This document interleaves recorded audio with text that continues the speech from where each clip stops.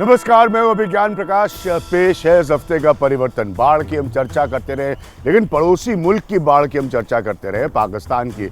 लेकिन दिल्ली में जब बाढ़ आई तो इसने ऐसी भयावह स्थिति पैदा कर दी कि कोई उसके बारे में सोच ही नहीं सकता, समझ ही नहीं सकता। हम यहाँ पर एक जगह पर मौजूद हैं, ये मयूर विहार के पास का इलाका है, और आप पीछे देख सकते हैं कि किस तरह से ट्रक भी फंसी हुई है।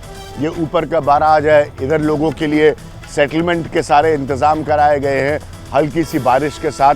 वो सब हमारे कैमरा पर्सन आपको दिखाएंगे। मैं मुंबई में भी रहा हूँ, ठीक है, आप सब जानते हैं मुंबई की बारिश बहुत मशहूर है। मैंने मुंबई में वो बारिशें भी देखी है जहाँ पूरा पूरा शहर यहाँ तक भर गया था, लोग डूब गए थे पानी में। बहुत भयावह स्थिति थी। मेरा पॉइंट बड़ा क्लियर है दिल्ली को लेकर, और ये है कि दिल्ली को जो लोग सिविक तौर पर प्लान कर रहे हैं, जो इसकी योजनाएं बना रहे हैं, उनको वाकई ये नहीं समझ में आ रहा है कि अगर हल्का फुल्का भी दिल्ली में बारिश का मौसम आ जाता है या कुछ दिनों की लगातार बारिश हो जाती है तो वो उसको हैंडल कैसे करे। ट्रैफिक का बुरा हाल हो जाता है, जगह जगह पर सड़कों पर पानी भर जाता है, अफरा तफरी मच जाती है, लोगों के समझ में नहीं आता कि एक जगह से दूसरी जगह कैसे जाएं। ये कैसी दिल्ली बन रही है, ये किस तरह की दिल्ली बनाई जा रही है। 1983 याद है आपको, एशियाड गेम्स, तब से लेकर अब तक 2023 ये किस तरह की दिल्ली बन रही है। अभी तक बाढ़ के पानी से जूझना नहीं सीख पाई दिल्ली, अभी तक बारिश के पानी से जूझना नहीं सीख पाई दिल्ली। ये बहुत बड़ा सवाल है।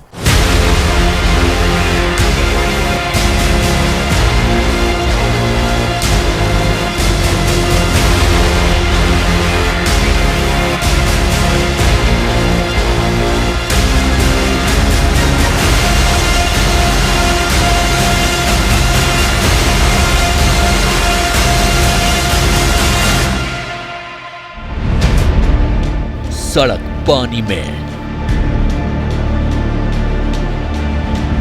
घर पानी में, पूरा शहर पानी में है। 2 दिन से टंकी का पानी पी रहा है, खाना बनाने के लिए पानी नहीं है, क्या कैसे करे। बच्चे और साथ साथ है हमारे पास। कुछ खाया सुबह से? नहीं। विनीता, सुबह से कुछ खाया पिया, दूध वगैरह पिया, कुछ आया यहाँ? नहीं, अभी कुछ नहीं।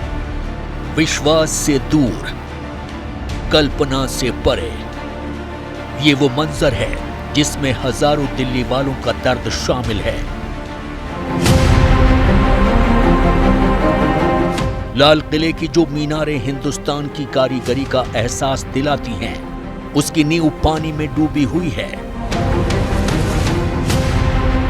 जिस आईटीओ को दिल्ली का दिल कहा जाता है, वहां सैलाब ही सैलाब है।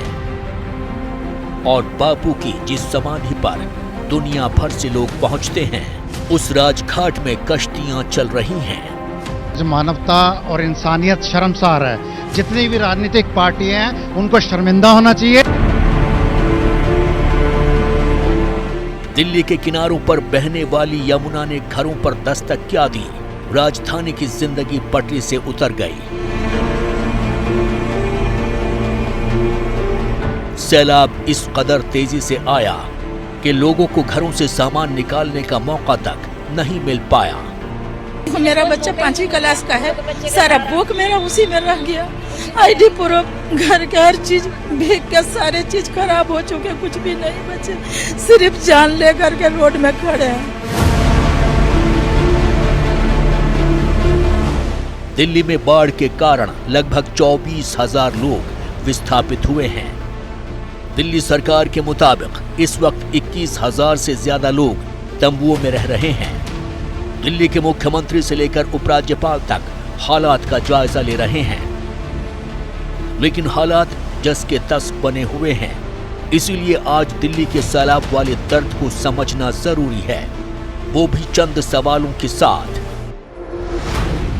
कि दिल्ली क्यों बार बार समंदर बन जाती है, यमुना के पानी को लेकर इंतजाम क्यों नहीं है, दिल्ली को डुबाने के कितने किरदार हैं, दिल्ली को डुबोने के लिए इस बार कुदरत जिम्मेदार नहीं है। जी नहीं, बिल्कुल नहीं, 1% भी नहीं। ये हालात तो इंसान के लोभ, लालच और बेवजह की सियासत का नतीजा है। जानना चाहते हैं कैसे? तो सुनिए और समझिए कि दिल्ली बार बार क्यों डूबती है। हथनी कुंड बैराज से यमुना में ज्यादा पानी छोड़ दिया जाता है। दिल्ली में 22 किलोमीटर के नदी के रास्ते में 25 पुल बने हैं। करीब 800 मीटर की दूरी पर एक है जिससे पानी का बहाव रुकता है। दिल्ली के अधिकतर नाले गाद के जमाव से चौक रहते हैं। यमुना के किनारों वाले फ्लड प्लेन्स पर जबरदस्त अतिक्रमण है। पानी के आसानी से निकासी के लिए बेहतर ड्रेनेज सिस्टम नहीं है। ये आज का किस्सा नहीं है। देश की राजधानी के लिए ये हमेशा की पीड़ा है और ये पीड़ा हमेशा रहेगी, क्योंकि यमुना किनारे धड़ाधड़ अवैध निर्माण से नई नई कॉलोनियां आकार लेती रही हैं। एनजीटी ने कभी यमुना किनारे खेती तक पर पाबंदी लगाई थी। वहां अब खेती तो छोड़िए, अवैध पक्के निर्माण तक धड़ल्ले से होते रहे हैं। दिल्ली डेवलपमेंट अथॉरिटी ने 2020 में एनजीटी को एक रिपोर्ट सौंपी थी, जिसके मुताबिक यमुना के फ्लड प्लेन में करीब 960 हेक्टेयर जमीन पर अतिक्रमण हुआ है। यमुना के किनारों को तहस नहस करने में सरकार भी पीछे नहीं रही। Yamuna bank metro station, Commonwealth games village, millennium park से लेकर अक्षरधाम तक जिस नदी का दायरा था उसे इंसानी लालच ने निगल लिया। इसलिए समझ लीजिए कि ये बाढ़ नहीं है, ये यमुना का आक्रोश है। वहां तक जहां तक नदी की हद है, लिहाजा ये बाढ़ नहीं है, ये इंसानी अतिक्रमण पर जैसे कुदरत अपना बुलडोजर चला रही है। दिल्ली के डूबने के जिम्मेदार हम और आप भी कम नहीं हैं।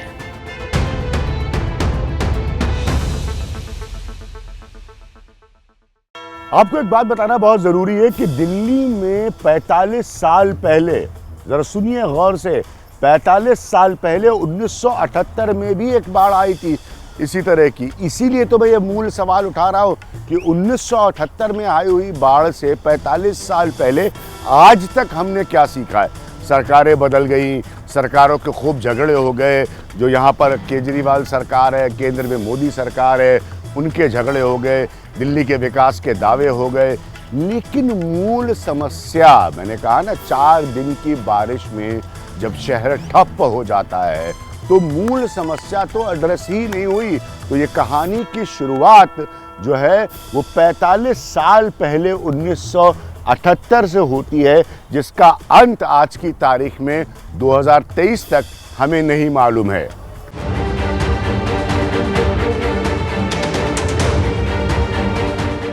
दिल्ली फिर डूबेगी या फिर यमुना किनारे पर रहेगी, इस बात का फैसला यहीं से होता है। राजधानी से करीब 200 किलोमीटर के फासले पर ये वही हथनी कुंड है जिसका बड़ा शोर दिल्ली में बाढ़ का मीटर तय करता है। हथनी कुंड बैराज हरियाणा के यमुनानगर जिले में स्थित है। इसका निर्माण 1996 में शुरू हुआ। उद्घाटन 1999 में हरियाणा के तत्कालीन मुख्यमंत्री बंसी लाल ने किया था। 2002 के बाद ही बैराज ने पूरी तरह से काम करना शुरू किया। बैराज की लंबाई 360 मीटर है और इसमें 10 फ्लड गेट हैं। इस बैराज के निर्माण में लगभग 168 करोड़ रुपए की लागत आई। बैराज की क्षमता 10 लाख क्यूसेक पानी झेलने की है। मौजूदा वक्त में गेटों की संख्या बढ़कर 18 हो गई है। खास बात यह है कि दिल्ली को पीने का 60% पानी भी हथनी कुंड से ही मिलता है। दिल्ली और यमुनानगर के बीच की दूरी लगभग 200 किलोमीटर है, इसलिए जब भी हथनी कुंड बैराज से पानी छोड़ा जाता है तो उसे दिल्ली पहुंचने में लगभग 72 घंटे लगते हैं। लेकिन इन दिनों बहाव तेज होने की वजह से वक्त कम लगता है। इसलिए बरसात के दिनों में दिल्ली वाले जब भी हथनी कुंड का जिक्र सुनते हैं, यमुना किनारे रहने वालों की धड़कन बढ़ जाती है। हथनी कुंड से पानी छोड़े जाने को लेकर दिल्ली और हरियाणा सरकारों में तनातनी होती रही है। इस बार भी हो रही है।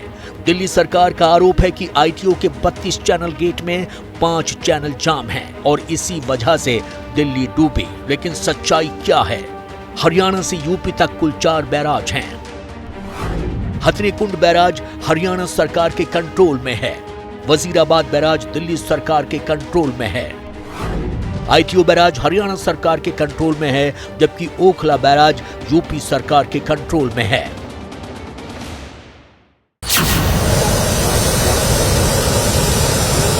यानी दिल्ली को जिन बैराजों से पानी मिलता है उनमें 3 राज्यों की हिस्सेदारी है। इसीलिए दिल्ली जितनी डूबती है, राजनीति का मीटर उतना ही ऊपर उठता है। हर बार ऐसा होता रहा है, इस बार भी यही हो रहा है, वो भी तब जब दिल्ली का खुद का फ्लड मैनेजमेंट कंट्रोल है, जिसमें 2 चीफ इंजीनियर हैं, 6 सुपरिटेंडिंग इंजीनियर हैं, 24 सिविल के एग्जीक्यूटिव इंजीनियर हैं, 4 मैकेनिकल के एग्जीक्यूटिव इंजीनियर हैं, 82 असिस्टेंट इंजीनियर हैं, 170 से ज्यादा जूनियर इंजीनियर हैं। यानी बाढ़ को काबू करने के लिए लंबी चौड़ी फौज है। बावजूद इसके दिल्ली हर बार डूब जाती है।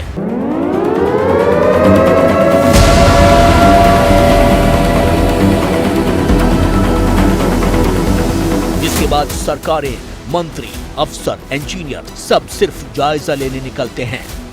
इसलिए देश की राजधानी के हालात नहीं बदलते हैं।